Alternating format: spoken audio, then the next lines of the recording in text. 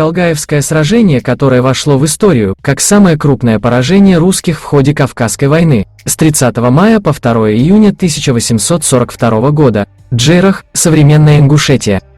Российской стороне противостояла горстка ингушских воинов, командующий Довтби-Евлоевский. Также сообщалось, что среди ингушских отрядов находился Гургал Арчаков, восставший из пепла после того, как во второй раз ему оторвало голову. Также ингушскими отрядами руководил и известный воин Кхалсак Долгиев, перешедший на сторону горцев. После охваченного Леща осетинского пристава, не смирившись с позором, Кхалсак обещал и дал клятву всем, что отомстит каждому участнику того самого Лещанского вечера во Владикавказе.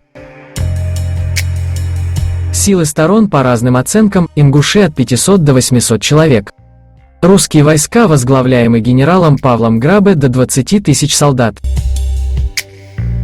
Воспользовавшись тем, что основные силы ингушских воинов во главе с шейхом Бузуртановским находились в Грузии, генерал-адъютант Павел Грабе направился в поход к столице ингушей. На тот момент Кхакхали, Магаз все еще был под оккупацией монголов, Каулу-Эрзи.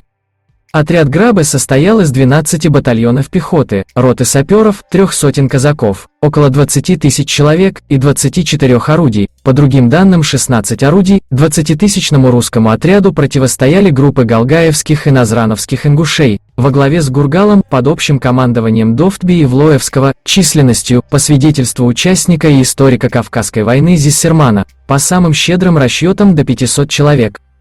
Бои в горных ущельях по маршруту экспедиции продолжались с 30 мая по 2 июня 1842 года.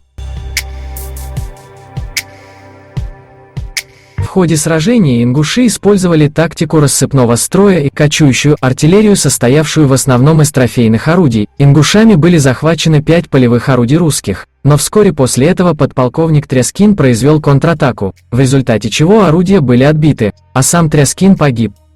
Потеряв 66 офицеров и более 4700 солдат убитыми, ранеными и пропавшими без вести, и в том числе всю артиллерийскую прислугу, Грабе был вынужден отступить. По другим данным начальника штаба Кавказской линии Филипсона, потери отряда Грабе составили более 6000 убитыми и ранеными, потери ингушей составило 600 человек, хотя самих ингушей было 500 воинов, остальные убитые были души ингушей.